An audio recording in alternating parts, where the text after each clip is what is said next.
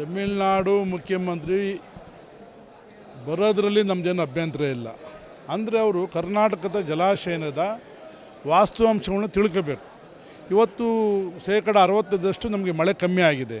ಇವತ್ತು ಕರ್ನಾಟಕದ ಮಾನ್ಯ ಮುಖ್ಯಮಂತ್ರಿಗಳು ಡಿ.ಕೆ. ಶಿವಕುಮಾರ್ ಅವರು ರೈತರುಗಳು ಯಾವುದೇ ಕಾರಣಕ್ಕೂ ಬೆಳೆ ಬೆಳಿಬೇಡಿ, ನೀರಿನ ಅಭಾವ ಇದೆ ಅಂತ ಹೇಳಿದ್ದಾರೆ. ಇಂಥ ಸಮಯದಲ್ಲಿ ಇವರು ಆ ವಿಜಯವರಿಗೆ ಮನವರಿಕೆ ಮಾಡಬೇಕು. ನಾನು ನಮ್ಮ ರೈತರಿಗೆ ಇಲ್ಲಿ ಬೆಳೆಯನ್ನು ಬೆಳಿಬೇಡಿ ಅಂತ ಹೇಳಿದ್ದೀನಿ. ಇವತ್ತು ಅಂತಾರಾಷ್ಟ್ರೀಯ ಮಟ್ಟದಲ್ಲಿ ಹೆಸರು ಪಡೆದಿರುವಂಥ ಬೆಂಗಳೂರು ನಗರ ರಾಜಧಾನಿಗೆ ಕುಡಿಯೋಕ್ಕೆ ನೀರು ಬೇಕಾಗಿದೆ. 1.5 ಕೋಟಿ ಜನ ಇದ್ದಾರೆ.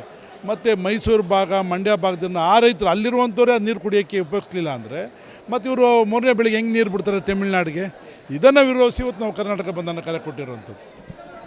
ಸರ್, ಈಗ ನಮ್ಮಲ್ಲಿ ಮೊದಲನೇ ಬೆಳೆಗೆ ನೀರಿಲ್ಲ, ಸರಿಯಾಗಿ ಕುಡಿಯೋಕ್ಕೂ ನೀರಿಲ್ಲ. ಇಂಥದ್ರಲ್ಲಿ ನಮ್ಮ ಮಾನ್ಯ ಮುಖ್ಯಮಂತ್ರಿಗಳು ಮುಂಚೆನೇ ಹೇಳಿದ್ರು, ಯಾರು ಜಾಸ್ತಿ ಭೂಮಿಗೆ ನೀರು ಬಳಸೋದು ಬೇಡ, ಕುಡಿಯೋಕ್ಕೆ ಮಾತ್ರ ನೀರು ಬಳಸೋಣ ಅಂತ. ಅಂಥದ್ರಲ್ಲಿ ಅಲ್ಲಿ 3ನೇ ಬೆಳೆಗೆ ನೀರು ಕೊಡ್ತಾ ಇದ್ದಾರೆ ಸರ್.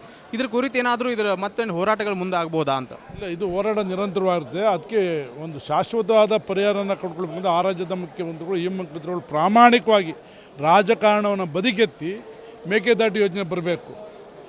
ಮತ್ತು ಅಲ್ಲಿ ಸಮುದ್ರಕ್ಕೆ ಹರಿಯುವಂಥ ಮಧ್ಯದಲ್ಲಿ ಒಂದು ಅಣೆಕಟ್ಟನ್ನು ಕಟ್ಟಿ ಆ ನೀರನ್ನು ಉಳಿಸ್ಕೋಬೇಕು, ಅವ್ರು ಬಳಸ್ಕೊಂಡು. ಆದರೆ ಇದು ಶಾಶ್ವತವಾದ ಕೆಲಸ ಅಂತ ಆ ಕೆಲಸವನ್ನು ಮಾಡಲಿ ಅಂತ ಮುಖ್ಯಮಂತ್ರಿಗಳು ಒತ್ತಾಯವನ್ನು ಮಾಡ್ತಾಯಿದ್ರು.